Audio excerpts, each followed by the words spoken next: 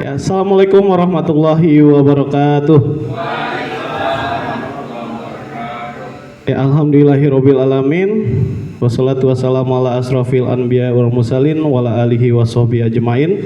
Amma ba'du.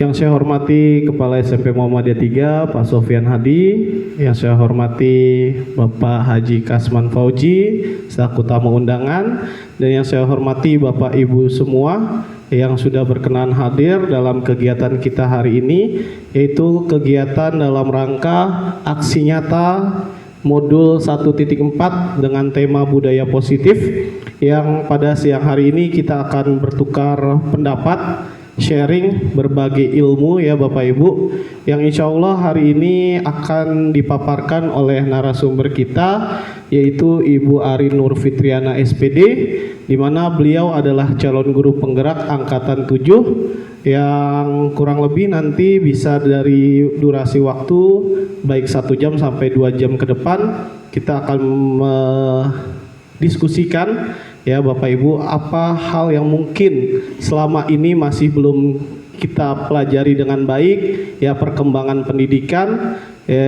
yang mengarah ke kurikulum merdeka yang sedang digaungkan oleh Kementerian Pendidikan dan Kebudayaan Kemendikbudristek. Baiklah Bapak Ibu, sebelum memperpanjang kalam, alangkah baiknya kita buka kegiatan ini dengan sama-sama melafazkan basmalah. Bismillahirrahmanirrahim.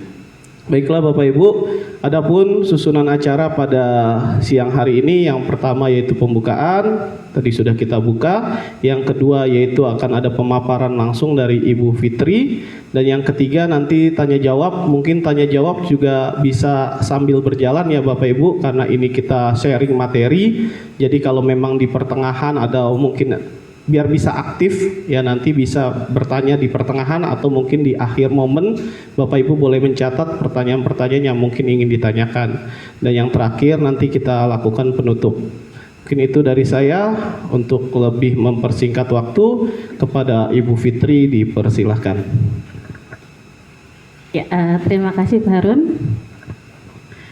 Assalamualaikum warahmatullahi wabarakatuh. Iya, alhamdulillah pada kesempatan siang ini saya akan memaparkan mengenai budaya positif yang sudah saya dapatkan selama mengikuti pembelajaran guru penggerak. Selagi Bapak Ibu guru, ini adalah hanya sharing saja, bukan berarti saya di depan lebih banyak ilmu, tidak. Kita sama-sama sharing, kita sama-sama membagi ilmu di sini. Mohon maaf Pak Sofyan, mohon izin Pak Aji, mohon izin ya Pak Aji. Oke, lanjut. Oke, di sini di slide yang pertama adalah kita buat kesepakatan. Kesepakatan, apa sih fungsinya? Kalau kesepakatan itu fungsinya biar kita bisa sama-sama mengontrol, ya. Sebelum memulai pembelajaran selanjutnya atau materi selanjutnya, kita buat kesepakatan kelas terlebih dahulu, ya. Misal contoh nih ya Bapak Ibu, yang ada ide boleh nanti tunjuk tangan. Misal kalau di saya, Bu, saya ingin kelas saya itu saling menghormati. Hormat dalam apa? Misal kalau ada yang nanya, boleh yang lainnya bisa diam. Atau Ibu bisa nggak kalau kita sambil minum Bu, biar sama-sama rileks misalkan. Boleh, bebas. Ya, di sini Bapak Ibu guru mungkin ada kesepakatan kelas kita sebelum saya mulai untuk pembelajaran selanjutnya. Iya, silahkan Ibu Zirah Nur Azizah. Bu Fitri, saya pengen di kelas ini untuk menjaga kebersihan di tempat kita belajar ini. Menjaga kebersihan, gimana Bapak Ibu guru, kita sepakat? Kenapa? Alasannya kenapa Ibu Jarah? Mohon maaf. Agar lebih nyaman. Agar lebih nyaman. Memang kalau kelas kita nyaman, kita mau belajar apapun biasanya enak ya Bapak Ibu guru. Ada lagi yang sepakat? Atau atau kesepakatan selanjutnya apa kira-kira biar kelas kita ini lebih nyaman, lebih enak nih belajarnya, kan lumayan cukup lama sekitar 1 sampai 2 jam ke depan nih. Iya, silakan Pak Sofyan. Tidak boleh melihat-lihat HP, Bu. Tidak boleh melihat handphone. Gimana Bapak Ibu guru? karena kesepakatan kelas harus kita buat bareng-bareng untuk kita aturin. Gimana Bapak Ibu guru? Kecuali ada instruksi. Ayo, gimana? Sepakat ya? Pada berat ya Bapak Ibu ya? Atau gini, kita ambil tengahnya deh. Pak Sofyan, mohon maaf. Alasannya apa Pak? Kenapa harus nggak main handphone nih? Biar lebih fokus saja, Bu. Biar lebih fokus. Materi. Gimana Bapak Ibu? Saya. Gimana? Atau di meja pertama gimana? Pak Reja? Sepakat lah sama, terima kasih Pak Reja. Oke, semangat ya. Di meja kedua ini sepakatnya Bapak Ibu? Ya. Sepakatnya sambil gitu ya Ibu ya. Selanjutnya Bu Desi atau Ibu silakan sepakat ya? Sepakat lah ya. Oke, dilarang menggunakan handphone atau kecuali karena kita hari ini saya ada kuis, kecuali dengan kepentingan untuk acara ini. Ada lagi kesepakatan kelas selanjutnya. Oke, silakan Ibu Desi, teman-teman. Monggo. Tidak ada yang keluar masuk kelas. Tidak ada yang keluar masuk kelas. Oke. Iya. Tidak boleh keluar masuk kelas tanpa seizin kali ya. Mungkin kalau udah kebelet banget ya bolehlah tanpa seizin ya Ibu ya. Oke, tidak ada yang keluar masuk kelas. Oke. Wah, ada lagi Pak Reja. Wah, kayaknya kesepakatan terakhir makin berat nih ya. Durasi yang harus disepakati. Durasi yang harus kita sepakati. Berarti jatuhnya disiplin durasi ya. Yang lainnya gimana, sepakat? Kira-kira 1 sampai 2 jam ke depan lah. Bapak Ibu ya. Kita mulai 1:30. Semoga selesai sekitar jam 4:30. Bukan. Bukan ya. Sekarang jam berapa? Sekarang jam. Sekarang 1:30. Pas 1:30. Pas kan? Pas 5:30. Tapi yang dibutuhkan berapa? 1 sampai 2 jam kira-kira. 1 sampai 2 jam. Semoga tidak lewat ya Bapak. Sampai satunya aja. Oke, berarti kesempatannya sampai jam 3 gitu ya. 1, 2, 3 ya Pak.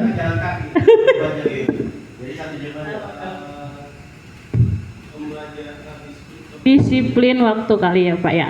Yuk terakhir mungkin kakaknya ada yang mau lagi Bapak Ibu. Yuk biar kita mulai angkotnya 1 lagi dulu Bapak Ibu. Ayo. Ada, ayo Ibu, monggo. Pak Ihsan. Oke.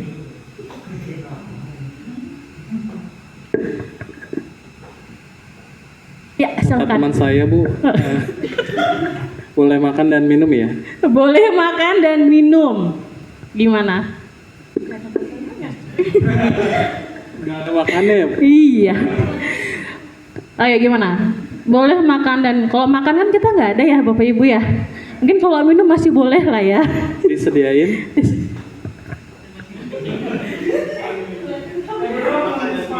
Oke, gimana nggak makan dan minum? Boleh? Sepakat ya. Tapi kalau ada makanannya boleh ya. Tapi ada yang mau menyediakan. Tuh, minum nih, sepakat. Kalau makan nggak ada makanannya, kesayang. Minum aja lah ya. Iya boleh, silakan monggo. Yang pendapat dari Bu Desi tadi, ini nggak boleh keluar atau kita nggak boleh keluar setiap apa? Oke, harus izin dulu Bapak Ibu. Iya, minimal izin dulu. Ya. Oh, Pak Haji mau menambahkan mungkin disiplinnya? Cukup, oke. Terima kasih Bapak Ibu. Kita rekap ya. Oke, untuk kesepakatan kelas hari ini, yang pertama adalah menjaga kebersihan. Kita harus sepakat, kita harus menyetujui. Bapak Ibu bahkan saya sendiri pun harus sepakat karena kita sudah buat bareng-bareng menjaga kebersihan. Jadi saat kita masuk kelas tuh berarti bersih, saat kita keluar kelas pun itu harus sudah bersih. Kesepakatan yang kedua, tidak menggunakan handphone kecuali diinstruksikan. Nah, tidak menggunakan handphone kecuali diinstruksikan. Baik lagi, yang ketiga adalah tidak keluar masuk ruangan tanpa seizin. Yang keempat, disiplin waktu. Ya, durasi kelas 1 sampai 2 jam. Terakhir adalah boleh minum. Kesepakatan kita kelas ini, kita sepakat bareng-bareng mulai saat ini? Sepakat. Oke, terima kasih Bapak Ibu guru.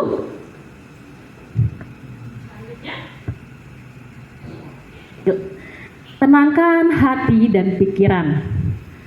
Arahkan semua perhatian untuk fokus belajar.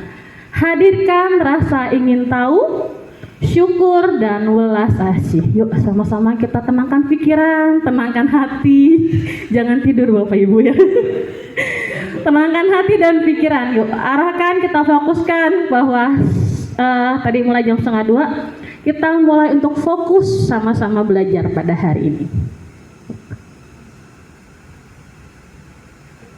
Oke, agenda pembahasan pada hari ini yang pertama adalah tujuan pendidikan berdasarkan Ki Hajar Dewantara.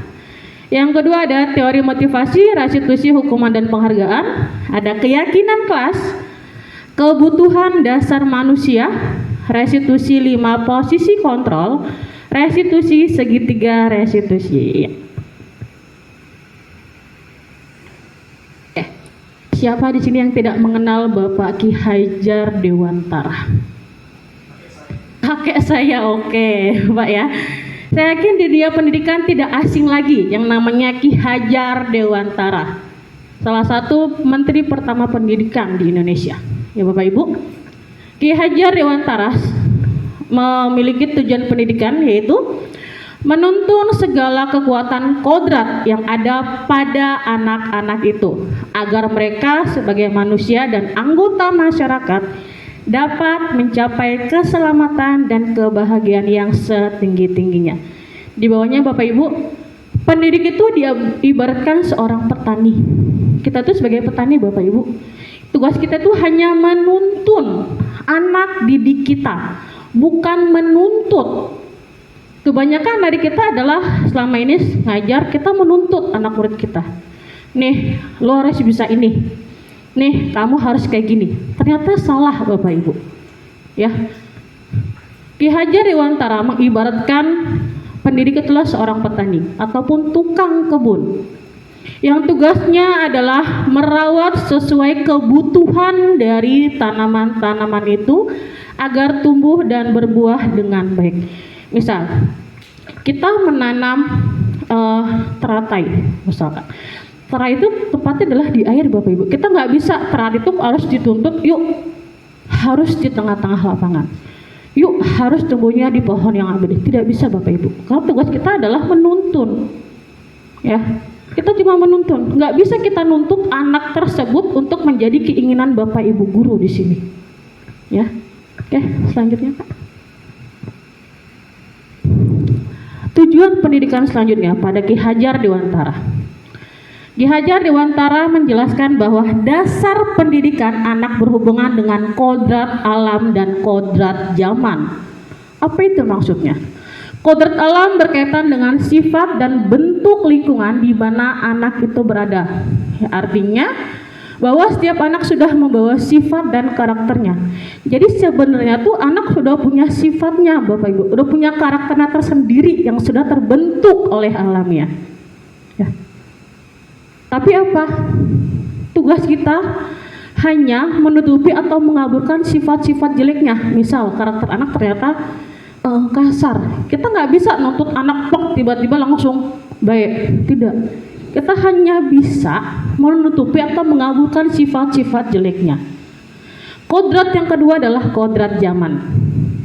Diartikan bahwa kita sebagai guru harus membekali keterampilan kepada siswa sesuai zamannya. Ya, sesuai zamannya Bapak Ibu. Dalam konteks pembelajaran sekarang, di dalam pembelajaran di kelas hendaknya kita juga memperhatikan kodrat anak yang masih suka bermain. Jadi jangan salahkan anak. Kalau misalkan anak itu lebih senang bermain, tidak Bapak Ibu. Yang selama ini adalah kita ngerapas hak mereka untuk bermain. Padahal berdasarkan kodrat zamannya, itu anak itu senang main. Ya, jadi tidak heran kalau misalkan di kelas dia main kejar-kejaran ataupun dia main sama temannya, itu wajar Bapak Ibu. Karena KHD menjelaskan di sini memang ada kodrat zamannya. Yang berbeda adalah untuk keterampilan. Misal, mungkin kalau pada zaman dulu ataupun metodenya kurang gitu banyak. Sekarang banyak banget metode yang bisa kita arahkan ke anak didik kita, peserta didik kita. Misal biasanya kita kalau misalkan ngajar fokus hanya di whiteboard saja, di infocus saja, sekarang banyak metodenya dengan cara bermain. Di sini adalah pada kodrat zaman, kreativitas guru itu benar-benar diuji, digali banget, ya. Selanjutnya, Bapak. Oke, game simulasi teori kontrol. Oke, Bapak Ibu. Oke, ini bukannya permen telur cicak, bukan ya. Ini saya pinjam. Kita akan coba bermain mengenai teori kontrol. Apa sih teori kontrol itu? Ini permainannya sepasang ya Bapak Ibu. Berarti sudah pas satu meja 4 orang. Bu Nadia dengan Bu Jira, Pak Ihsan, Pak Ihsan dengan Pak Reja, Pak Jenal dengan Pak Sofian. Hati-hati Pak. Pak Sofian ya. Selanjutnya Ibu Dafrina dengan Ibu Misawati, Bu Desi dengan Ibu Laila. Oke, ini permainannya sepasang ya Bapak Ibu. Kita coba untuk mengkontrol. Jangan dihilangin Bapak Ibu, bukan punya saya masalahnya ini ya. Jadi sepasang menggunakan satu. Pak Haji mau Pak Sofian. Ada Pak Harun. Gawat. Oke, semuanya sudah mendapatkan yang bulat dan lembut-lembut itu ya Bapak Ibu. Oke. Tadi orang pertamanya siapa saja? Yang pertama kali dapat ada Bu Desi, Ibu Miswati, Pak Sofian, Ibu Jira dengan Pak Ihsan. Permainannya adalah anggaplah di sini yang pegang pertama kali itu si A. Si A bagaimana caranya harus mempertahankan sebuah bola tersebut yang sudah diberikan. Gimana pun caranya, mau diiming-imingin apapun, sebisa mungkin jangan sampai dilepas. Dan yang si B, ya, yang pasangannya harus menggunakan berbagai cara apapun, entah dikelitikin lah, entah dipaksa lah, terserah kalian. Tapi hati-hati Pak Jainal ya, ada Pak Sofian ya Pak. Ya, ada. Sebelum kita mulai ada yang mau ditanyakan dulu. Jadi sebisa mungkin harus jangan sampai terbuka tangannya dan sampai bolanya itu dipegang oleh temannya. Ya, silakan Pak Reja. Maksudnya saya sebagai Ihsan. Iya, benar. Saya Membujuk apapun sebisa mungkin. Dengan cara apapun. Mau dikritikin, mau diapain terserah Pak Reja. Mau diimingin-imingin duit juga boleh Pak.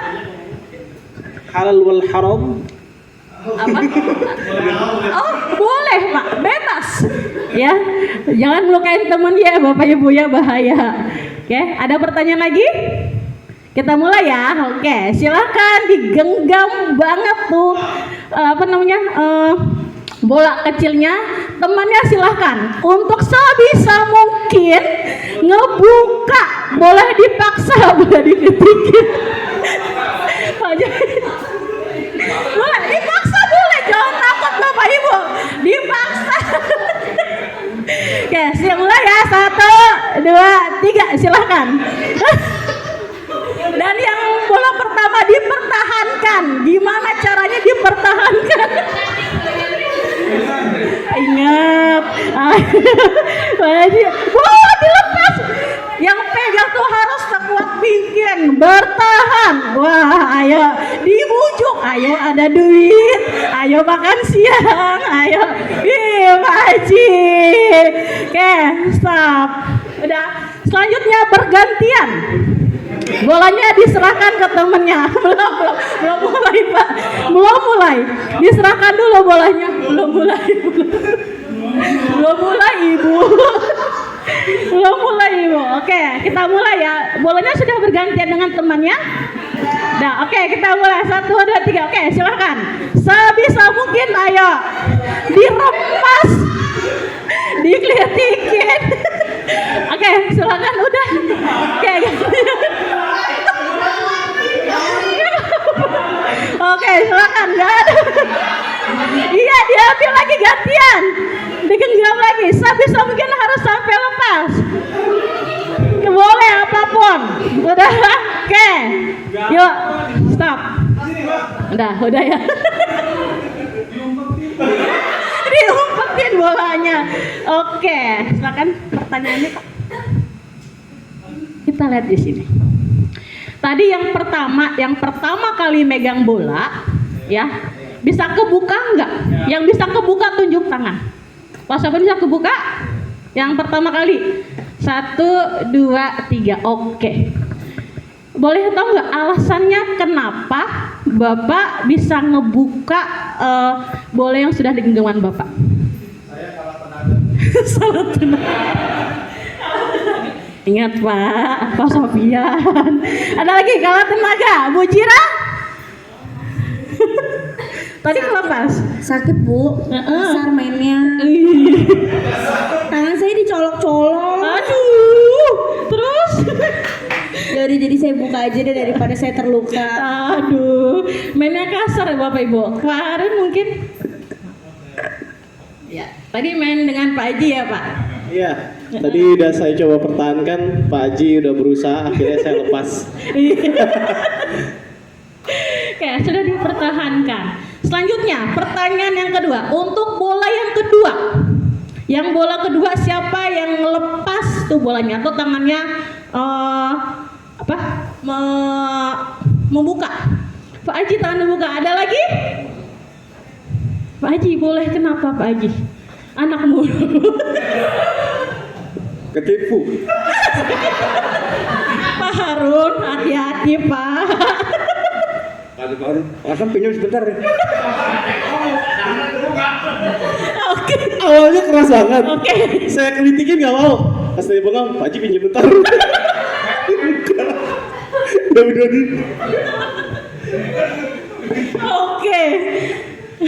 Jadi bermacam-macam alasan ya Bapak Ibu. Yang terakhir adalah dalam kegiatan ini, sesungguhnya siapa yang memegang kendali atau kontrol untuk membuka ataupun menutup tangan kalian? Sebenarnya yang megang kontrol itu siapa sih Bapak Ibu untuk membuka tangan yang Bapak Ibu pegang tadi? Yang memegang diri sendiri Bapak Ibu. Ya. Jadi yang mengontrol itu sebenarnya diri sendiri. Kalau memang kita sudah nggak bisa, yaudah kita lepaskan. Harus mengontrol, ya. Oke. Tadi yang pertama kita sudah bermain games dengan teori kontrol. Ternyata ada teorinya Bapak Ibu. Teori kontrol menurut Dr. William Glasser, beliau adalah seorang psikiater dan pendidikan. Dalam kontrol teori meluruskan beberapa miskonsepsi tentang makna kontrol. Itu ada 4 teori dari William Glasser. Yang pertama adalah ilusi guru mengontrol murid.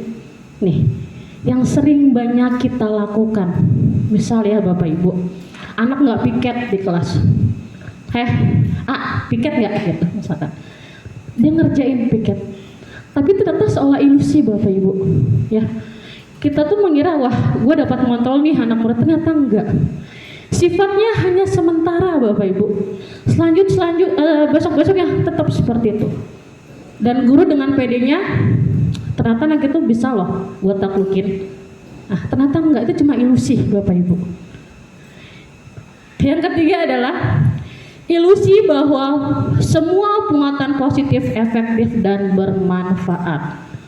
Penguatan positif adalah atau bujukan adalah bentuk-bentuk kontrol segala usaha untuk mempengaruhi murid agar mengulangi suatu perilaku tertentu.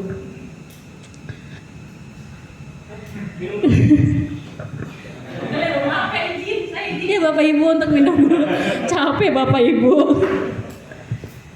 Boleh izin Pak ya? Kan udah kesepakatan tadi, boleh izin. Silakan Bu Fitri minum dulu. Silakan Bapak Ibu yang mau Boleh, yang minum. punya minum boleh. Bapak sesuai kesepakatan ya, boleh minum, silakan. Ya. Dan boleh saya kumpulkan lagi bola-bolanya. Ya. Ini mainan anak saya soalnya.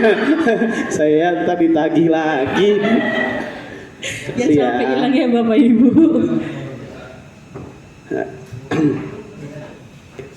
Oke. Maaf, saya lanjutkan lagi. Ilusi yang ketiga adalah bahwa kritik dan membuat orang merasa bersalah dapat menguatkan karakter. Nih. Karena seringkali guru cukup menggunakan suara halus. Misal, soalnya sih halus Bapak Ibu, tapi nyelkit di hati. Ya, kamu telat, bangun kesiangan. Nih, besoknya nggak kesiangan lagi. Tapi ternyata itu bukan kesadaran dari murid tersebut. Itu hanya adalah ilusi. Baik lagi, hanya ilusi ya Bapak Ibu. Wah, berarti gue bisa kontrol nih. Besoknya anaknya nggak telat lagi misalkan. Ternyata ilusi Bapak Ibu. Yang terakhir, ilusi bahwa orang dewasa memiliki hak untuk memaksa. Nih, di sini ada peran junior dan senior katanya. Ya, biasa kalau ada orang dewasa nih, bagi kita maksa murid tadi, hey kamu jangan bercanda misal. Murid akan nurut Bapak Ibu. Kenapa? Karena mereka nilai kita sebagai orang dewasa, sebagai gurunya. Dan balik lagi, kita berprinsip berarti anak itu takut sama kita. Anak itu nurut sama kita. Ternyata tidak Bapak Ibu. Itu hanya dengan waktu yang singkat. Makanya Dr. William menyatakan di sini adalah miskonsepsi. Ya, ilusi kita yang sebenarnya kita anggap, ternyata anak murid itu ternyata nurut loh sama kita. Ternyata enggak Bapak Ibu. Selanjutnya. Oke, disiplin. Sebelum saya mulai ke materi selanjutnya, Bapak Ibu guru, disiplin adalah bukan kata yang aneh, ya, bukan kata yang awam banget yang buat kita dengar. Sudah sering banget ada kata disiplin. Boleh, silakan Bapak.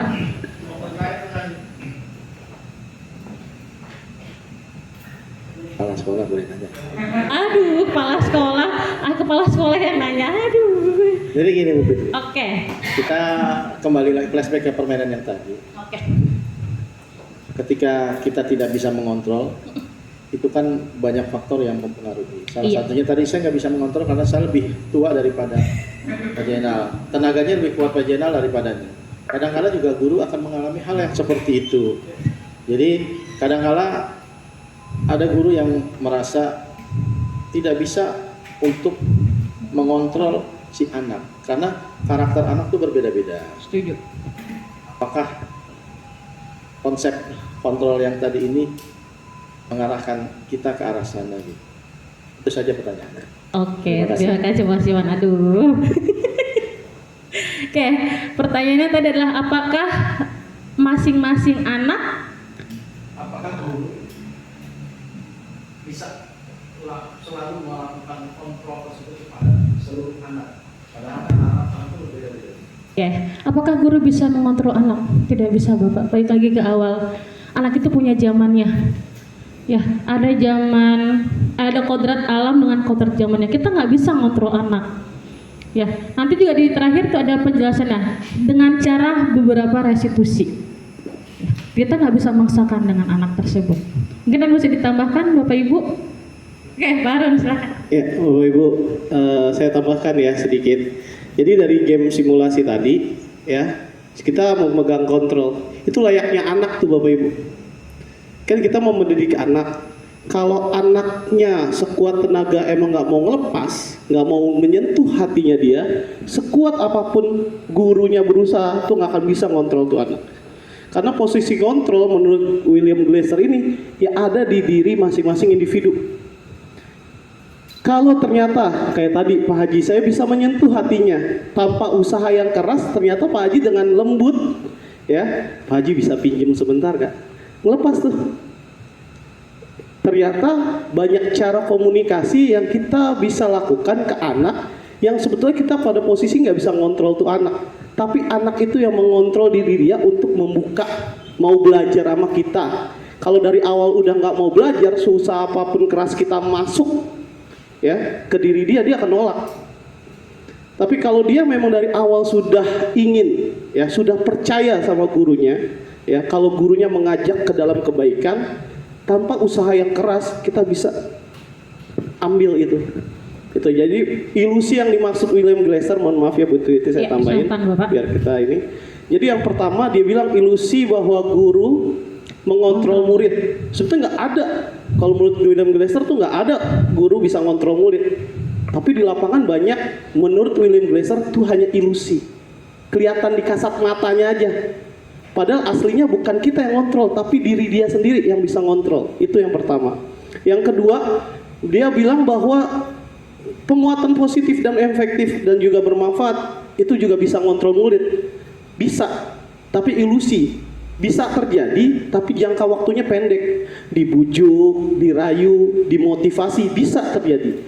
Tapi itu hanya posisi kontrol yang sebutnya ilusi. Sementara waktu, tidak dalam waktu jangka yang lama. Ya, bagaimana cara untuk jangka yang lama nanti akan dijelaskan. Ya Bapak Ibu, bisa ini kita lakukan, tapi hanya ilusi. Ilusi itu dalam artian berhasil, bisa, tapi hanya sementara.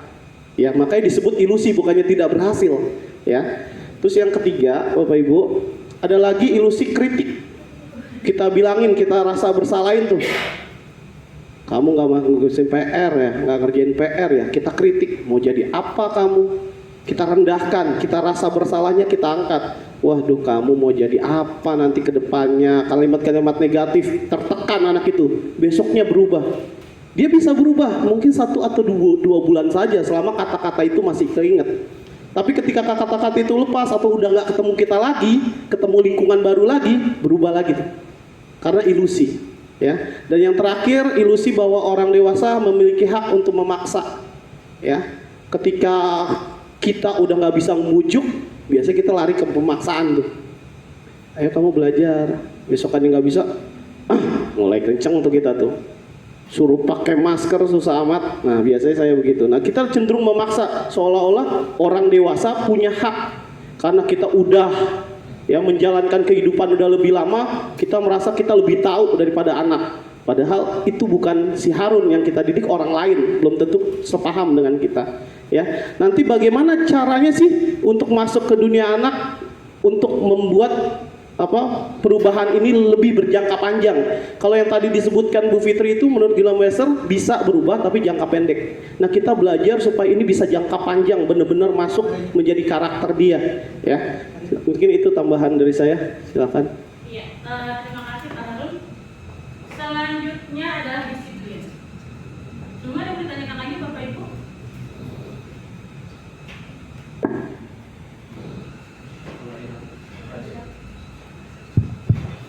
Iya, terima kasih. Ada lagi Bapak Ibu yang ingin ditanyakan? Oke, kita lanjut mengenai disiplin. Baik lagi Bapak Ibu, disiplin bukan kalimat ataupun kata-kata yang orang awam dengar. Ini udah sering banget kata disiplin. Kalau menurut Bapak Ibu guru, disiplin apa sih? Apa sih itu sisi disiplin? Oke. Silahkan Bapak Ibu, ada yang ingin berpendapat? Atau saya udah disiplin belum ya kira-kira? Pak Haji, silahkan Pak Haji. Mematuhi tata tertib yang ada. Mematuhi tata tertib yang ada. Terima kasih Pak Haji. Ada lagi Bapak Ibu guru?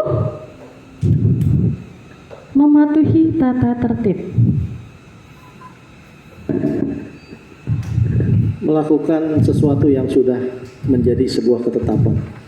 Melakukan sesuatu yang sudah ketetapan. Oke. Hampir-hampir benar nih dengan omongan Pak Haji Kasman dengan Pak Sofyan. Ada lagi Bapak Ibu guru? Berpendapat disiplin. Iya, silakan Ibu. Konsisten kalau bisa di jam yang sama. Konsisten di jam yang sama. Terima kasih Ibu. Oke, apa sih disiplin itu? Silakan Pak. Motivasi ini bersifat eksternal. Yang kedua, untuk mendapatkan imbalan. Nih, untuk mendapatkan imbalan. Misal, kan kita ada peraturan ya Bapak Ibu ya.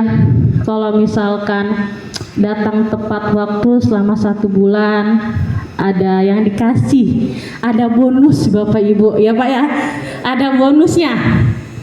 Ini mendapatkan imbalan. Jadi kalau misalkan udah telat, udahlah nggak usah lah, nggak dapat bonus lagi kok. Ternyata ini adalah motivasi Bapak, motivasi pelaku manusia. Tahap yang kedua, mendapatkan imbalan. Ternyata itu salah Bapak Ibu. Ya, ada lagi tingkat yang tertinggi adalah untuk menjadi orang yang mereka inginkan dan menghargai diri sendiri dengan nilai-nilai yang mereka percaya. Ini yang akan membuat seseorang memiliki disiplin positif, karena motivasi itu bersifat internal dari diri kalian sendiri, dari diri kita Bapak Ibu. Misal kembali yang ke awal yang kedua tadi, kalau misalkan ya kita ingin disiplin diri sendiri, mau apapun peraturannya, mau apapun hadiahnya, itu pasti akan masuk dan tepat waktu Bapak Ibu, dari dalam diri sendiri. Kayak tadi yang kita sudah ikuti suprarasional ya Bapak Ibu, itu dari hati Bapak Ibu, dari dalam diri kita sendiri. Jadi kalau iming-iming dari luar nggak akan mempan sesaat, selanjutnya mentah lagi. Ya tadi sudah dijelaskan saat kita ada pengajian di atas, yuk dari hati Bapak Ibu.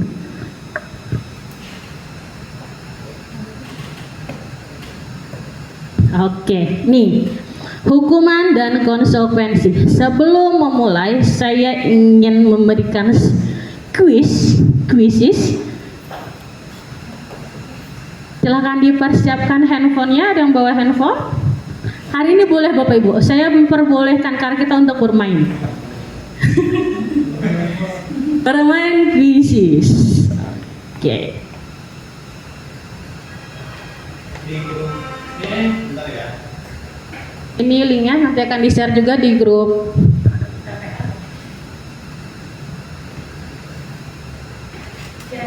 Hukuman dan konsekuensi. Dua hal dengan ucapan berbeda, dengan kalimat berbeda. Kenapa harus ada hukuman dan konsekuensi?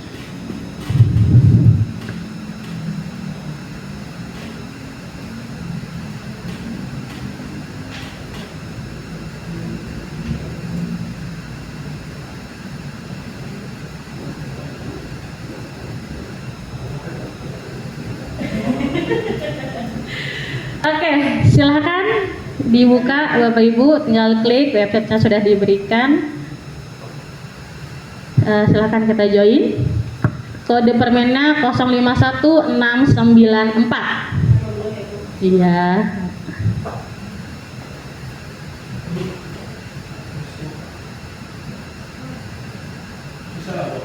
Kita bisa masuk. Yang masuk, Pak Iksan, Bu Zira sudah masuk. Oke, 2 orang. Pak Domi mau nanya? Pak Domi ya.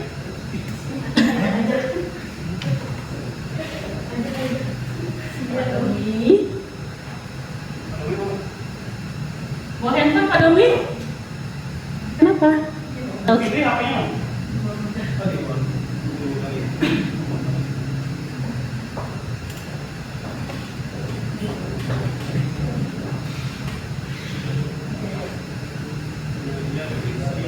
Sudah semua nih? Ada yang masih belum bisa masuk? Oke, Pak Reja.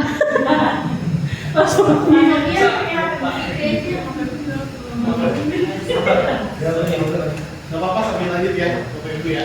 Mulai ya. Nanti diambil dulu. Belum, oke. Kita share dulu Pak Reja. Ini yang masuk sudah ada Bu Nadia, Bu Laila, Bu Desi, Pak Jenal, Bu Maswati, Bu Hervita, Pak Iksan, Bu Zira ya. Ya, kita mulai ya Bapak Ibu. 8 orang. 9, Pak Reza, Pak Asman, 10. Pak Reza kan? Pakai iya ya Pak. Ya. Kita mulai ya Bapak Ibu, silakan. Ini menurut Bapak Ibu saja. Kira-kira hukuman atau konsekuensi sih?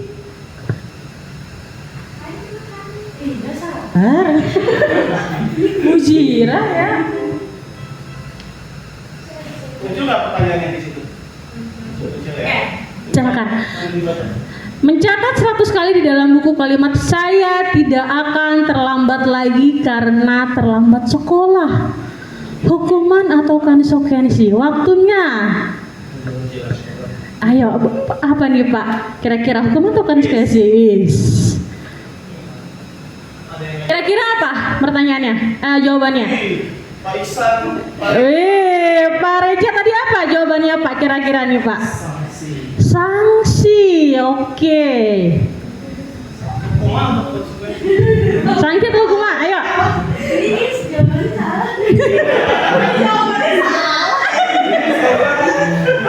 Kita akan ulang ya Bapak Ibu ya. Ntar kita bahas lagi. Kenapa tadi salah? Langsung. Udah muncul lagi ya? Udah. Langsung. Di situ ada? Lagi. 4 detik lagi. 3, 2, 1. Go. Time's up. 8 orang. Pertanyaan. Apa-apa dia akhirnya muncul. Pak Reja tahu benar. Lanjut. Lanjut ya Bapak Ibu. Nah, kita bahas nanti Bapak Ibu ya. Kenapa sih termasuk konsekuensi ataupun hukuman? Membersihkan coretan di meja karena mencoret-coret meja. Hukuman atau konsekuensi Bapak Ibu? 13, 15, 11, 10, Ayo. 9, 8. Internetnya ada kan ya Bapak Ibu ya? Iya. 2, 1, jalan tekan sinyalnya lagi. Wih, kira-kira apa Bapak Ibu? Iya, waktunya habis Bu. Cuma 20 detik ya. Satu pertanyaan. Oke, masih pemimpin Pak Ihsan. Bapak. Pertanyaan selanjutnya. Semua ya Pak Haji. Murid diminta untuk push up 15 kali karena tidak menggunakan masker ke sekolah. Lodi. Bujira. Dopresnya nih Bujira. Ya. Murid diminta untuk push up.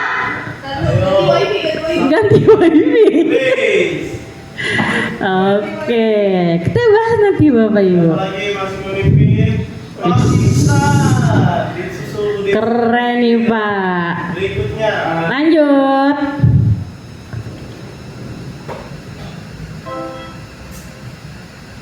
Menggantikan kertas tugas teman yang telah dicoret-coret. Hukuman atau konsekuensi Bapak Ibu?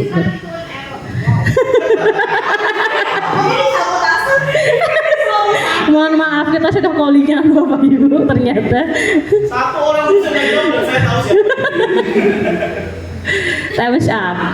Posisi pertama. Wih, bukan main Pak Ihsan. Masa kalau Pak Ihsan Bu. Lanjut. Tenang, masih ada 100 pertanyaan Bapak Ibu. Iya, dari lambangan. Apa pertanyaan? Lari apa? Lari apa? Lari di lapangan. Karena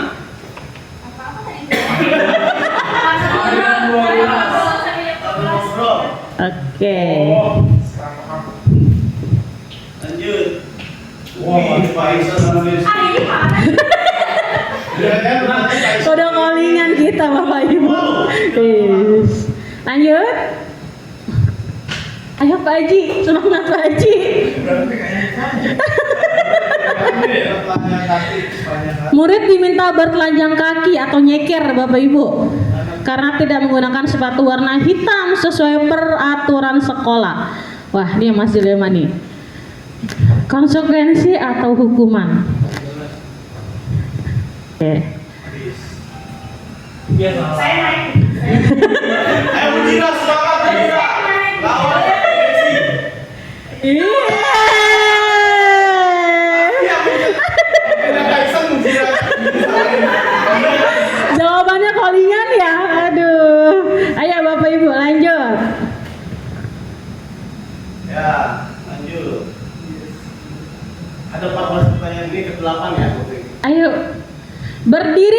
kelas sambil mengangkat satu kaki karena tidak bisa menjawab pertanyaan. Jangan callingan Bapak Ibu. Kira-kira hukuman atau konsekuensi? Yes. Ini sebenarnya hal yang sering kita lakukan Bapak Ibu tanpa kita sadari. Ya. Ayo Pak Reza. Kira-kira siapa nih? Ibu Sira. Waduh. Kayaknya persaingan sengitnya ya dong. Persaingan. Masih bertahan. Ayo. Ini kalau yang kemarin udah ikut kalah benar-benar keterlaluan ini mah. Bersihkan tumbahan air di meja tulis karena tersenggol pada saat belajar.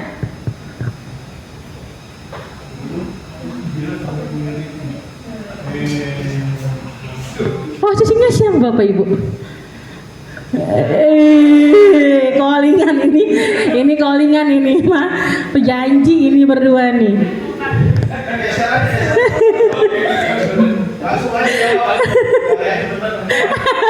Kehilangan 10 menit jam istirahat untuk mengerjakan tugas karena terlambat datang dan tertinggal pelajaran selama 10 menit. Aduh. Harus ada hadiah. Oke, kebetulan akan kita bahas itu. Aduh.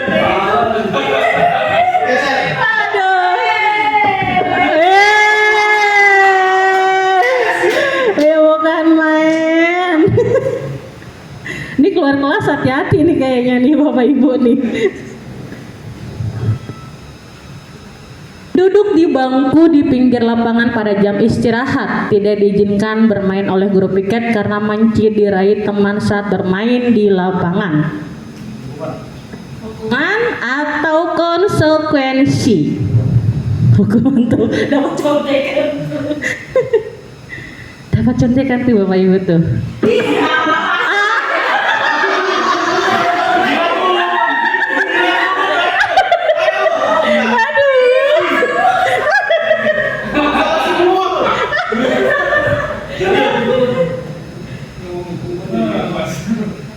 Ya ini kalau udah sampai keluar nih Bapak Ibu nih. Lanjut, terlambat hadir di pembelajaran daring 15 menit dan diminta untuk tinggal 15 menit. Hukuman atau konsekuensi? Wifi-nya udah diambil Mujira semua. Jangan heran kalau Mujira yang menang Bapak Ibu. Siapa ini? Bukan main Bu Desi. Bu Desi lawan Bu Desi. Sangat sengit ini kayaknya nih Bapak Ibu nih. Oke, 2 soal terakhir. Lari mengeliling lapangan basket 2 kali karena terlambat. Hukuman atau konsekuensi? Jaga Pak. Oke, kita lihat. Senyum Bu Jirah kayaknya tanda tanya. Soal terakhir Bapak Ibu. Desi. Ya, terakhir ya. Ayo cepetan. Jawab dulu baru tadi. Ya lampir pertanyaan. Tentang apa Bapak Ibu? Membersihkan WC. Membersihkan WC. Wih, bicara ada pede banget. Hukuman sering. Kemarin itu. Oke, jeng jeng jeng, pemenangnya adalah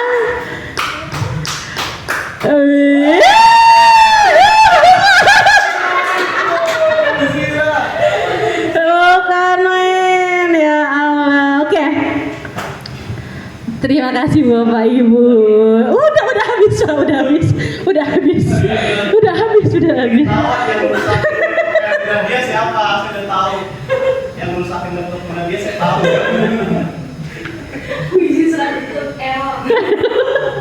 Oke, terima kasih Bapak Ibu. Saya mau.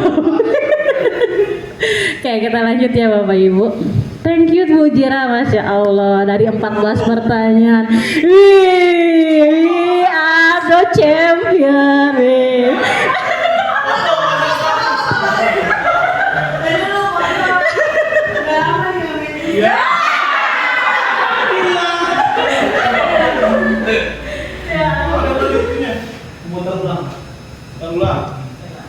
Ulang lagi game. Lanjut ya. Ya. Oke, aduh lumayan. Ini ya, kemarin masukkan. Hukuman dan konsekuensi. Baik lagi Bapak Ibu, tadi sudah kita bermain games. Kira-kira kalau anak bertelanjang kaki karena tidak memakai sepatu, itu disebutnya apa? Kita bahas soalnya ya Bapak Ibu ya.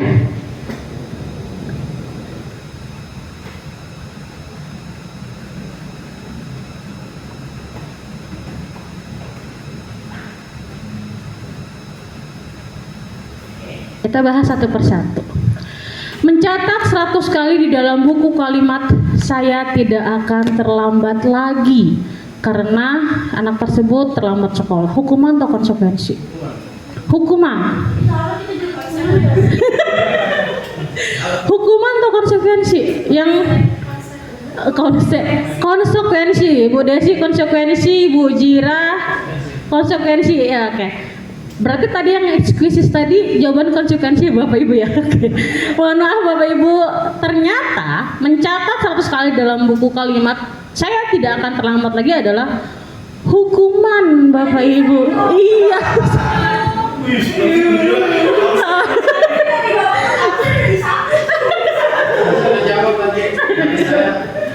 Iya, mohon maaf Bapak Ibu, Indonesia ternyata itu adalah hukuman Bapak Ibu. Ya, yang kedua, lari mengelilingi lapangan basket 2 kali karena terlambat hadir di sekolah. Hukuman konsekuensi? Hukuman. Yang ketiga, membersihkan coretan yang dibuat di meja tulis. Konsekuensi. Ya. Selanjutnya, murid diminta untuk push up 15 kali karena tidak menggunakan masker. Hukuman, bahkannya tanda tanya, ini hukuman atau konsekuensi nih Bapak Ibu nih. Oke? Ini adalah hukuman. Menggantikan kertas tugas teman yang telah dicoret-coret. Konsekuensi, berjemur di lapangan basket pada pukul 12 siang karena mengobrol sama teman. Hukuman, murid diminta bertelanjang kaki nih. Kemarin kita masih bahas gini nih. Murid diminta bertelanjang kaki sepanjang hari karena tidak menggunakan sepatu warna hitam sesuai peraturan sekolah. Hukuman atau konsekuensi?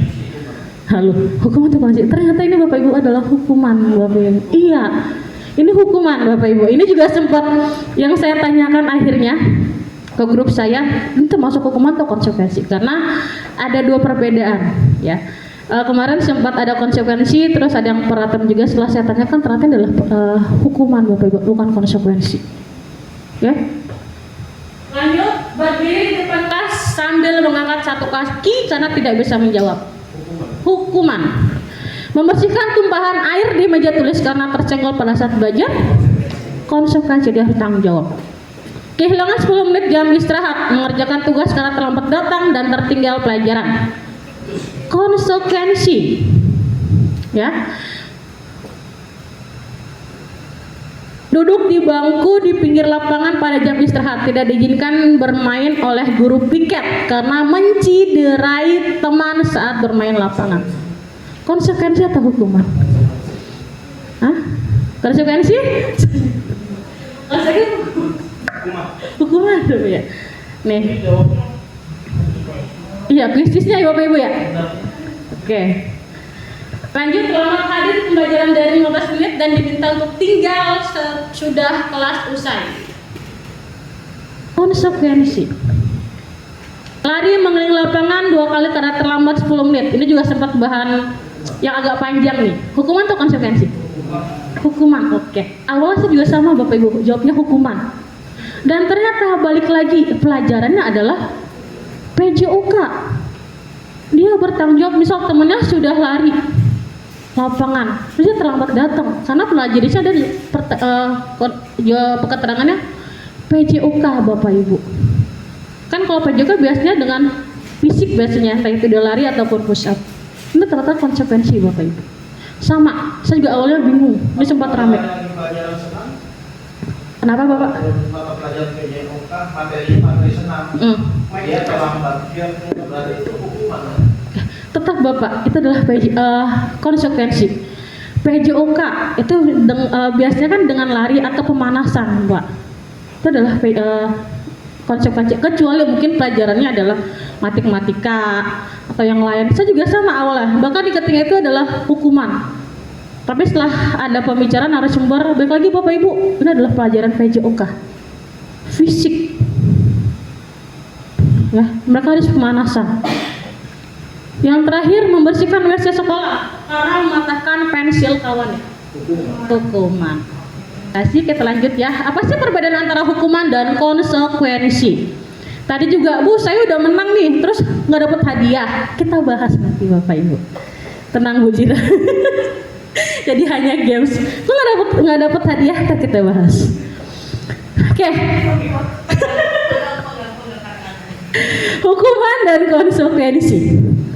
Hukuman itu bersifat tidak terencana atau tiba-tiba. Murid tidak tahu apa yang akan terjadi dan tidak dilibatkan. Misal tadi, anak tiba-tiba tidur, ya. Terus Bapak Ibu bangunin, ayo lari 3 keliling lapangan. Tidak bisa Bapak Ibu, itu adalah hukuman. Ya, anak itu nggak bisa gitu. Jadi harus ada kita buat nanti namanya keyakinan kelas. Ya. Lanjut lagi. Hukuman bersifat satu arah dari pihak guru yang memberikan. Nih, biasa kalau hukuman itu seenaknya guru tanpa ada kesepakatan. Misal, gurunya apalagi kalau guru cewek ya, kalau lagi emosi, lagi datang bulan mungkin lagi PMS, lagi emosi banget, ada anak yang macem-macem di kelas, udah selesai, lari, push up. Ah, itu adalah hukuman. Berbeda dengan konsekuensi. Konsekuensi ini sudah terencana Bapak Ibu. Dari awal kita sudah buat. Kalau kayak gini, inilah akibatnya. Itu konsekuensi. Dan anak-anak sudah tahu. Kalau saya enter kayak gini, akibatnya apa? Itu tahu anak-anak. Namanya konsekuensi. Ya. Konsekuensi biasa sudah terencana atau sudah disepakati antara guru dengan murid. Sedangkan hukuman tidak Bapak Ibu. Hukuman biasanya guru, semau-maunya guru. Ya. Umumnya bentuk-bentuk konsekuensi dibuat oleh pihak guru ataupun sekolah dan murid sudah mengetahui sebelumnya konsekuensi yang akan diterima bila ada pelanggaran. Yang tadi saya sudah sampaikan. Jadi nggak bisa anak lagi tidur tiba-tiba yuk kamu bangun terus keliling lapangan. Enggak. Kecuali kalau dari awal sudah ada. Misal kayak tadi ada contohnya anak itu numpahin gelas. Ya. Berarti dia tahu kalau udah numpahin apa konsekuensinya, pelanggarannya apa. Dia pasti untuk merapikannya. Jadi nggak bisa dia numpahin gelas tiba-tiba kita suruh keliling lapangan atau kalau nggak suruh piket dari ujung ke ujung. Tidak Bapak Ibu. Ya, itu adalah hukuman dan konsekuensi. Sampai sini ada yang mau ditanyakan dulu? Iya, Pak Haji. Waalaikumsalam warahmatullahi wabarakatuh. Iya, boleh Pak Haji. Mudah-mudahan ada manfaatnya. Amin. Apakah hukuman dan konsekuensi ini dalam kurikulum mereka masih berlaku? Karena yang saya tahu, yang saya pernah dengar-dengar juga, mudah-mudahan nggak salah, mudah-mudahan betul, bahwa dalam pendidikan sekarang ini hukuman itu sebenarnya nggak boleh. Karena kalau apalagi tidak suruh membersihkan WC, nilai-nilai pendidikannya apa? Nah, yang saya pernah dengar, alangkah baiknya hukuman itu atau bukan sanksi atau apa tadi, itu maunya anak tadi disuruh menulis apa tadi yang pertama tadi? Menulis. Catat saya tidak telat lagi. Catat lagi. Alangkah baiknya kalau dia, walaupun mungkin guru itu bukan guru agama, suruh aja dia nulis Al-Fatihah. Satu buku, sehingga di situ ada nilai edukasinya, tulisan Arabnya menjadi bagus, kan biasanya anak-anak tulisan Arab jelek tuh. Kalau udah nulis satu huruf al-bismillah aja, satu halaman buku gitu, nah mungkin itu lebih bermanfaat daripada dia disuruh nulis saya tidak akan terlambat lagi selama ini gitu. Nah ini yang saya pernah ketahui, apakah kurikulum mereka masih berlakukan hukuman dan konsekuensi ini, dan juga bentuk-bentuknya tadi mungkin perlu direvisi yang kira-kira ada nilai-nilai edukasinya. Itu saja mungkin dari saya. Assalamualaikum warahmatullahi wabarakatuh. Waalaikumsalam warahmatullahi wabarakatuh. Terima kasih Pak Haji Kasman. Oke, saya coba jawabnya Bapak Ibu. Mungkin kalau nanti ada yang kurang dari saya mohon ditambahkan. Apakah pada kurmer tersebut ada hukuman ataupun konsekuensi? Sebenarnya ada, tapi bukan hukuman Bapak Ibu. Makanya di sini kita sepakat adalah ternyata hukuman dengan konsekuensi itu berbeda. Jadi bukan hukuman Bapak yang disebut namanya konsekuensi, tetap tidak hilang. Ya perbedaannya kalau hukuman adalah dibuat dari guru itu tersendiri. Dia nggak suka sama anaknya, dihukumnya lebih parah lagi. Ya. Sedangkan konsekuensi itu adalah kita ngebuat kesepakatan antara murid dengan gurunya. Dan di sini kalau konsekuensi anak itu biasanya akan bertanggung jawab Bapak. Berbeda dengan hukuman. Ya, kalau misalkan ditanya ada atau tidak tetap ada, tapi mungkin konsekuensi Pak Haji, bukannya hukuman. Tadi yang pas Pak Haji bilang seharusnya yang di atas tidak mencatat 100 kali ya Pak Haji ya. Di Muhammadiyah di kita sendiri kalau misalkan ada anak yang telat Pak Haji, kan kita biasa tadarus di awal. Jadi anak tersebut disuruh untuk menghafal ataupun untuk ngaji.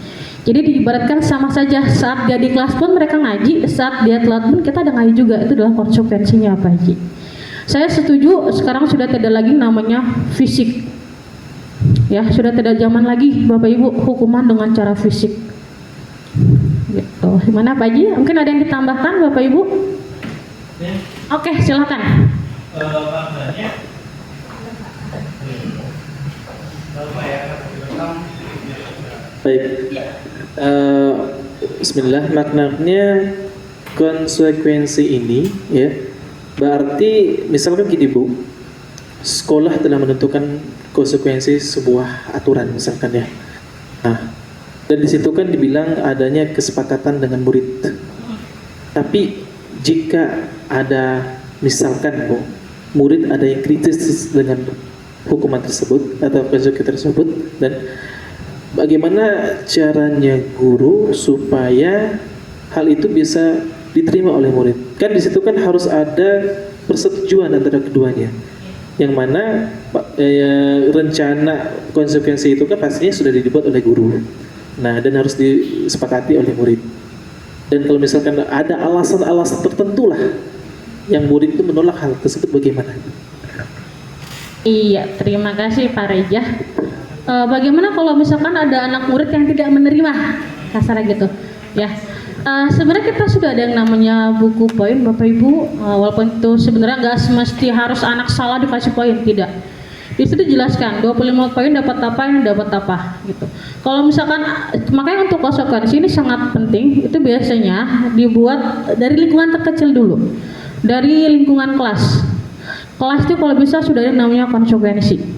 Ada namanya keyakinan kelas, nanti akan dibentuk ya. Kalau misalkan pada lingkungan sekolah nih, aduh saya kurang tahu juga nih Pak Harun mungkin atau Pak Sofiano menambahkan lingkungan sekolah. Seru nih diskusinya, nggak kayak kemarin. Ya, semangat Bu Fitri, mantap diskusinya, saya senang banget.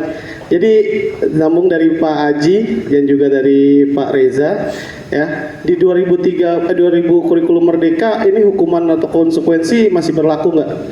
Ya, sebetulnya hukuman ini sudah ditinggalkan dari kurikulum dulu sekali, dari CBSA, kurikulum cara belajar siswa aktif ya, dari kurikulum 2004 ya, KBK ya, masuk lagi ke kurikulum Kurtilas. Sebetulnya itu hukuman memang bukan dasar pendidikan kita ya Bapak Ibu. Kita sebetulnya memang dari dulu sudah diajarkan konsekuensi, tapi pola pemikiran kita masyarakat yang masih menganggap bahwa didikan militer adalah didikan satu-satunya untuk mendisiplinkan manusia atau orang, jadi kita berkiblatnya kayak begitu ya. Nah, konsekuensi ini sebetulnya sudah ya jadul juga, sudah awam sekali. Kalau konsekuensi itu diibaratkan dengan peraturan-peraturan yang sudah diperlakukan, yang disepakati di awal tahun dibuat oleh guru, disepakati atau disosialisasikan ke orang tua sehingga anak tahu adanya peraturan-peraturan. Nah, untuk 2000 kurikulum merdeka yang disinggung oleh Pak Haji tadi masih berlaku nggak? Memang jargonnya sekarang itu kurikulum merdeka adalah kurikulum yang memerdekakan murid. Nah, memerdekakan ini maksudnya apa? Mengembalikan harkat dan martabat murid sebagai manusia. Itu intinya nanti, filosofinya, ya.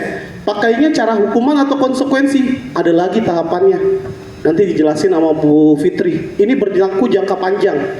Tahapannya disebut restitusi di atas hukuman. Hukuman ini paling dasar nih. Konsekuensi levelnya middle. Nah, paling tinggi namanya restitusi. Tadi masuk ke pertanyaannya Pak Ustadz Reja. Ini kalau disepakatin anak gimana? Nah, bagus banget pertanyaannya. Caranya pakatinnya gimana? Kalau konsekuensi biasanya tuh udah ada omongan antara orang dewasa dengan dewasa, anaknya diwakilin oleh orang tuanya, ya. Tapi kalau restitusi, tadi Pak Ustadz Reja, nanti memang anak yang terlibat langsung. Terus poin-poinnya layaknya tadi tuh kesepakatan awal di kelas. Kalau di kelas kita meyakini teknis-teknis yang tadi kita sepakatin yang bisa membantu kita semua supaya kelas ini bagus. Nanti ya di restitusi itu nanti dijelaskan yang disepakati bukan poin-poin dasar, bukan teknik-teknik di lapangan. Sepakat tidak terlambat, tapi yang disepakati nilai-nilai atau value seorang manusia tuh harus kayak gimana. Itu yang disepakatin sama murid. Jadi jangan sepakatin nggak boleh terlambat, tapi sepakatin disiplinnya yang disepakatin. Jangan sepakatin harus sholat ibadah, ya.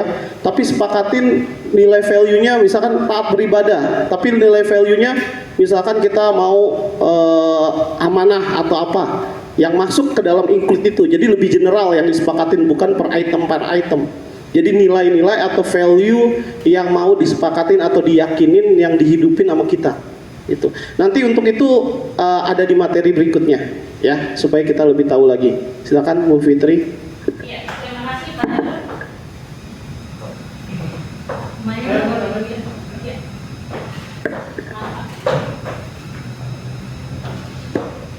Jadi kalau menurut saya itu antara hukuman dan konsekuensi, kalau dikatakan perbedaan, saya tidak melihat ini sebuah perbedaan. Saya melihat konsekuensi akan menjadi bagian dari sebuah hukuman. Jadi kalau saya boleh memberikan masukan adalah antara hukuman dan konsekuensi ini merupakan satu kesatuan. Cuma memang bahasanya ketika hukuman banyak orang yang menganalogikan itu dengan kekerasan, padahal masih bisa dengan hukuman yang bisa bermanfaat untuk anak-anak. Tapi namanya hukuman juga. Nah, ketika masuk ke konsekuensi, tadi di sini kan disepakati dan ujung-ujungnya pasti nanti akan ke hukuman pula bentuknya. Nah, ini nggak tahu nih teorinya nanti bagaimana. Jadi kalau kita kaji lagi ke kilas balik gini, jadi kalau hukuman memang bersifat satu arah, konsekuensi di awalnya memang bersifat dua arah, tapi di ujungnya itu bersifat tetap satu arah karena yang akan menjadi objeknya adalah siswa tersebut. Karena memang yang melakukan sebuah pelanggaran atau kegiatan, bukan pelanggaran lah bahasanya, aksi yang tidak sesuai dengan apa yang sudah ditetapkan, itu ranahnya ya kembali lagi satu arah gitu loh. Nah, di sini cuma bahasanya aja yang kalau saya melihat bukan perbedaan, tapi memang konsekuensi adalah bagian dari hukuman juga ya, cuma sifatnya disepakati.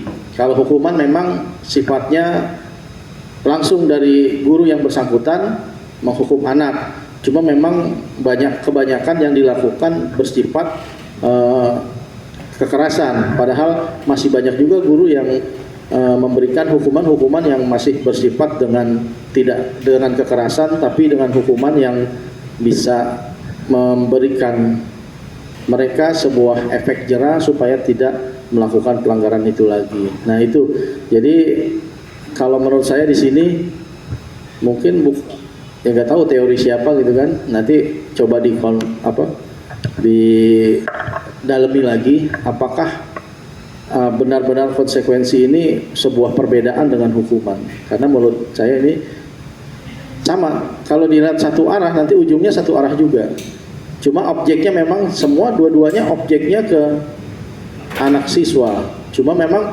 yang memberikan hukuman yaitu nanti bisa gurunya, karena memang objeknya adalah murid. Karena tinggal bagaimana kita melihat dari sudut pandangnya. Mungkin itu saja dari saya. Ya, boleh, silakan.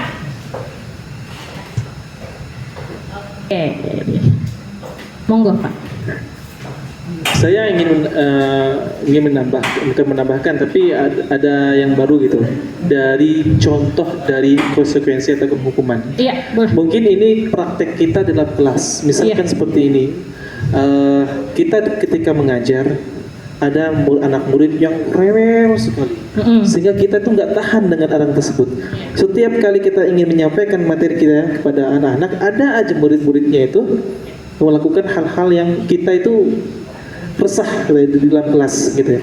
Nah, sehingga ada kalimat yang kita lontarkan kepada mereka, jika ingin, kalau tidak mau belajar silahkan tunggu di luar. Ya.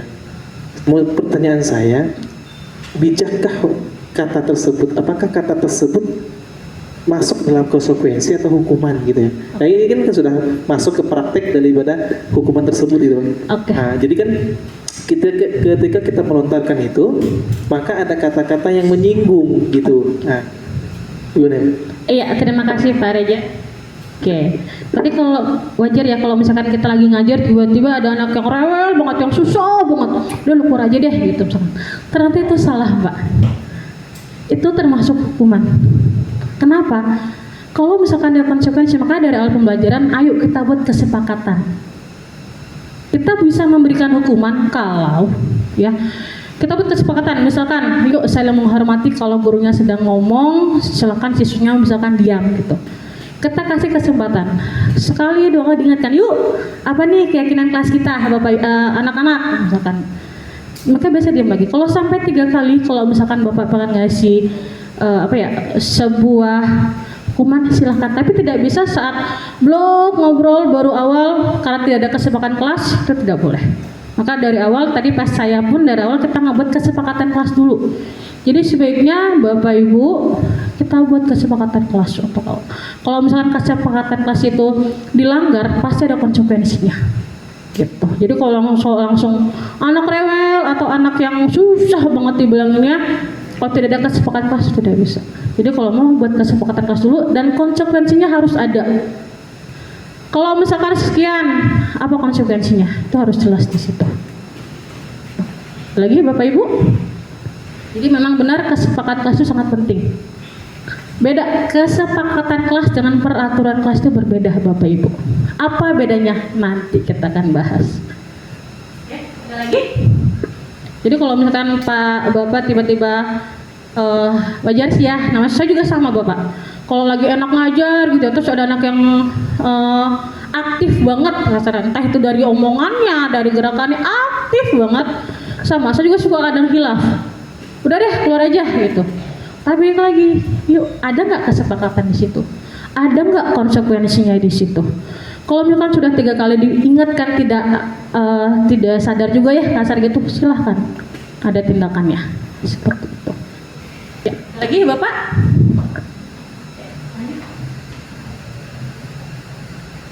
Ya, dihukum oleh penghargaan. Kalau tadi Bu Jira menang ya Bu ya, nggak dapat hadiah ya Bu. Ya, itu makanya mau saya bahas Bapak. Dihukum oleh penghargaan. Siapa yang nggak senang sama penghargaan? Senang semuanya. Ya, siapa yang nggak senang dikasih hadiah oleh gurunya? Senang Bapak Ibu. Ya. Tetapi kenapa? Di awal katanya di judulnya adalah dihukum oleh penghargaan. Ya, silakan. Ya. dihukum oleh penghargaan. Menurut Alif Kon, pada wawancara SCD Annual Conference pada Maret tahun 1995 mengemukakan baik penghargaan maupun hukuman adalah cara-cara mengontrol perilaku seseorang yang menghancurkan potensi untuk pembelajaran yang sesungguhnya. Menurut Kon, secara ideal tindakan belajar itu sendiri adalah penghargaan yang sesungguhnya. Jadi si Alfi ini tidak setuju kalau misalkan kita ngasih penghargaan. Ya kenapa bisa aku nggak setuju? Ternyata penghargaan bagus loh. Ya kita kira ya, yang namanya kita ngebuat anak semangat, kita ada quiz, dapat beng-beng misalkan, tuh senang pada anak muridnya. Ternyata tidak Bapak Ibu, dia akan dihukum oleh penghargaan tersebut. Ya silakan. Oke, ada 4. Yang pertama adalah penghargaan itu secara tidak efektif Bapak Ibu. Mari kita bahas. Yang kedua, penghargaan itu menghukum. Ketiga, penghargaan merusak hubungan. Terus selanjutnya adalah penghargaan itu motivasi dari dalam diri atau intrinsik. Ya. Kita bahas yang pertama, dihukum oleh penghargaan. Yang pertama, penghargaan tidak efektif. Jika saya mengharapkan suatu penghargaan dan tidak mendapatkannya, maka akan kecewa dan berkecil hati. Misal kayak tadi, kita sudah games nih, sudah belajar dari malam, ya. Tiba-tiba saat games ataupun saat ujian ternyata nilainya 0 misalkan. Nah, ternyata nggak efektif Bapak Ibu. Terus tiba-tiba yang juara siapa? Padahal yang belajar tuh kita misalkan. Nah, terus yang kedua, di sini saat sudah anaknya berkecil hati, dia nggak mau ngelakuin lagi. Ya elah, gue ngapain belajar lagi sih? Orang yang menang juga dia, capek-capekin aja. Nah, ya. Selanjutnya adalah suatu penghargaan adalah suatu benda atau peristiwa yang diinginkan, yang dibuat dengan persyaratan. Hanya jika Anda melakukan hal ini. Jika kamu rajin sama ibu nih, ibu kasih hadiah. Jika kamu menurut sama ibu nih, ibu kasih hadiah. Jadi melakukan sesuatu dengan ada imbalan, dengan iming-iming, maka itu nggak efektif Bapak Ibu. Selanjutnya adalah penghargaan merusak hubungan. Nih, ketika seseorang diberi penghargaan atau dipuji depan banyak orang, maka yang lain akan merasa iri tanpa kita sadari. Bu Jira yang menang gitu, misalkan ya. Bu Jira, ternyata dalam diri teman-teman itu suka, ya elah, pasti ada iri, kenapa dia menang? Kan gue yang belajar. Nah, terus namanya sering disebut-sebut. Misal saat rapat, Pak Isan gini-gini, ternyata ada loh teman-temannya yang iri loh. Tanpa kita sadari, oke? Mereka yang percaya bahwa mereka tidak memiliki kesempatan untuk mendapatkan penghargaan akan berhenti mencoba. Saya ingat waktu pada saat saya praktek IPA, situ ada Nabil ya, Nabil ya? Ya, ada Nabil. Saya ingat banget ucapan Coach Sofian. Dia tuh dari segi proses, oke Bapak Ibu. Mungkin dari segi, mohon maaf, tidak peringkat ataupun tidak menonjol dengan teman yang lain gitu. Dikhawatirkan kalau misalkan kita sering memuji teman ya, rasa dalam diri dia itu udah apa ya, udah rendah diri sendiri, udah sakit hati rasa gitu. Kok dia terusan? Padahal proses dia tuh sangat panjang Bapak Ibu. Dia pada saat pelajaran IPA praktek uji cobanya banyak banget Bapak Ibu. Digangguin temennya, di apa saat dia praktek satu lagi teman siapa gue lupa ya, Abi lagi konsen si Nabil lagi konsen, ternyata digangguin. Tahu sendiri ya Bapak Ibu ya, yang namanya Abi lagi konsen digangguin lagi. Ternyata saat kita muji temannya atau kelompok lain, dia pasti akan ngerasa ngeliat. Lalu selama ini prosesnya lumayan Bapak Ibu, tanpa kita sadari. Sama, saya juga awalnya, saya hanya ngeliat anak yang pintar, anak yang mau menjawab pertanyaan saya. Itu yang saya ngasih hadiah, entah hadiahnya, wih kamu hebat, wih dapat permen, dapat penghargaan. Ternyata tidak Bapak Ibu. Itu adalah penghargaan merusak teman. Dikhawatirkan kalau saya muji Pak Isan, ternyata temannya tuh ada yang iri, Bu Jira ngiri sama Pak Isan misalkan. Itu takutnya merusak hubungan mereka. Ya, Itu adalah dihukum oleh penghargaan. Yang ketiga, penghargaan menghukum mereka yang tidak mendapatkan penghargaan, misalnya dalam sistem ranking. Mereka yang mendapat ranking kedua akan merasa paling dihukum. Nih, ini sering terjadi. Maka kemarin saat pembagian rapot, sebenarnya ranking itu sudah tidak mulai diterapkan ya Bapak Ibu. Tapi kita masih berusaha untuk ranking 1, 2, 3 akan kita paparkan di whiteboard biasanya. Tapi nggak efektif Bapak Ibu. Ya, yang biasa dia di peringkat 1 tiba-tiba blok di tingkat selanjutnya dia peringkat 2. Dia kan ngerasa bersalah. Kenapa sih gue nggak belajar dengan benar? Apa sih yang salah? Ya, kalau emang dia sadar ini nggak apa-apa. Tapi yang bahagia adalah dia akan menghukum dirinya sendiri. Maka saat kemarin tidak ada peringkat, alhamdulillah. Jadi saat ditanyakan anak saya peringkat berapa gitu. Kemarin kita sepakat para wali kelas tidak ada yang namanya ranking. Ya. Lanjut, itu yang keempat adalah motivasi dari dalam diri, itu intrinsik. Jika kita memberikan penghargaan kepada seorang anak pada saat dia sedang merasa bangga dengan pencapaiannya sendiri, yang tadi saya bilang pada Nabil kasusnya. Nabil itu untuk saat ini bukan salah satu anak yang menonjol di kelas 7B, bukan Bapak, tapi prosesnya. Yang saya sudah di kelas 7B, saya muji si A misal, padahal itu si Nabil dari proses yang dia nggak tahu apa-apa, dia tahu itu adalah sesuatu yang menonjol dalam dirinya. Itu yang kita patahkan di situ. Oke, lanjut Pak. Restitusi. Sebelumnya ada yang mau dibahas? Iya. Saya gali dulu. Gali anak saya Pak. Ini untuk pemahaman kita semua, jadi Boleh. mungkin Bapak Ibu guru dan rekan-rekan mahasiswa juga tahu kita punya reward dan punishment. Nah, bagaimana kalau yang punishment yang tadi sudah dibicarakan tentang hukuman dan konsekuensi dalam kurikulum 2013, kita diharapkan bukan lagi hanya menghukum tapi bagaimana menciptakan sebuah konsekuensi. Nah, sekarang kita masuk ke dalam penghargaan rewardnya nih. Jadi ketika kita memberikan reward tadi, sama saja banyak efek yang ditimbulkan oleh hasil reward tersebut kepada si anak. Di anak yang namanya anak-anak, kadangkala mereka pingin dipuji. Itu lahiriah.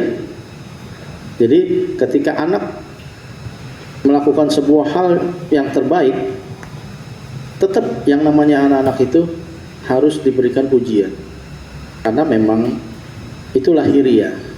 Nah, jadi di dalam ini memang banyak hal-hal buruk yang nantinya terjadi ketika anak mendapat reward tadi.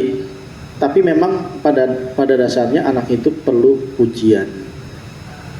Di sini saya tidak melihat pujian yang bagaimana yang harus kita berikan ke anak ketika anak memberikan kita harus memberikan penghargaan kepada anak ketika mereka melakukan praktik baik. Nah, di sini tidak ada nih, saya lihat nih. Jadi seakan-akan penghargaan itu memang buruk gitu. Pada dasarnya kalau saya baca bukunya Carol Dweck, penghargaan ini masih ada gitu, bukan nggak ada, masih ada. Nanti coba dikaji lagi apakah teori yang saya mengacu pada growth mindset Carol Dweck ini. Jadi kalau ini kan benar-benar penghargaan akan menghukum. Dari tadi 3 yang disampaikan itu rata-rata dianggap buruk. Tapi kalau di Carol Dweck sepakat dengan apa yang ini, tapi masih ada penghargaan itu yang lebih baik.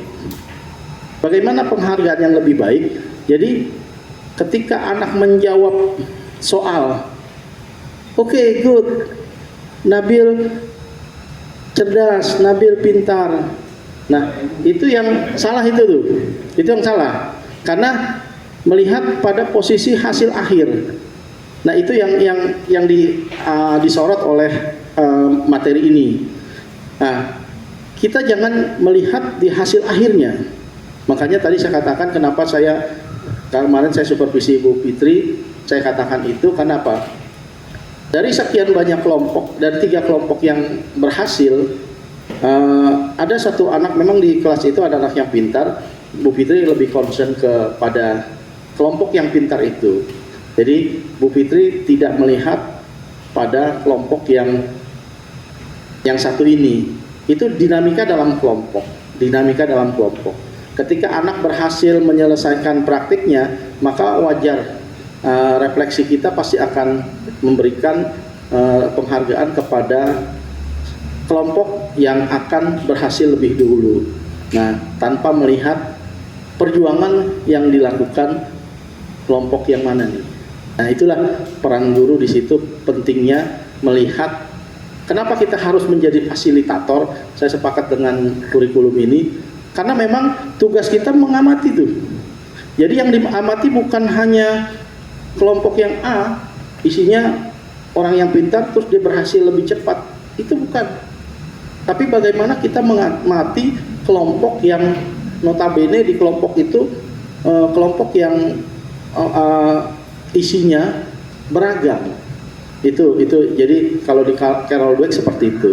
Jadi ketika kita memberi apresiasi kepada anak, tidak diapresiasi hasil akhir seperti kalau matematika itu jawaban benar itu dapat nilai bagus. Padahal kita nggak tahu tuh kalau dari PG ya. Padahal kalau Pak Harun lihat tuh prosesnya bagaimana nih? Pak Iksan juga gitu. Prosesnya bagaimana nih? Nah, itulah yang harus kita beri apresiasi ketika dia melakukan sebuah proses yang lebih baik dari teman-temannya, maka kita perlu mengapresiasi dia. Dia baik dalam pujian, tapi pujiannya masih bersifat tertuju pada proses tersebut, bukan tertuju pada hasil akhir. Nah, terkait dengan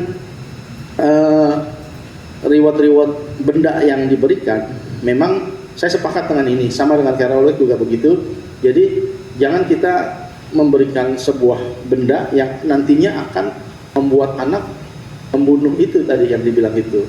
Karena apa? Ketika kita memberikan sebuah benda, ternyata benda itu ya nanti akan menjadi harapan si anak.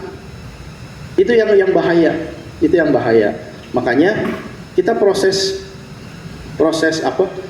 memberikan penghargaannya itu menggunakan frasa-frasa yang bisa membangun motivasi anak. Jangan cuma hanya oh ini pintar, oh good job, oh ini gini.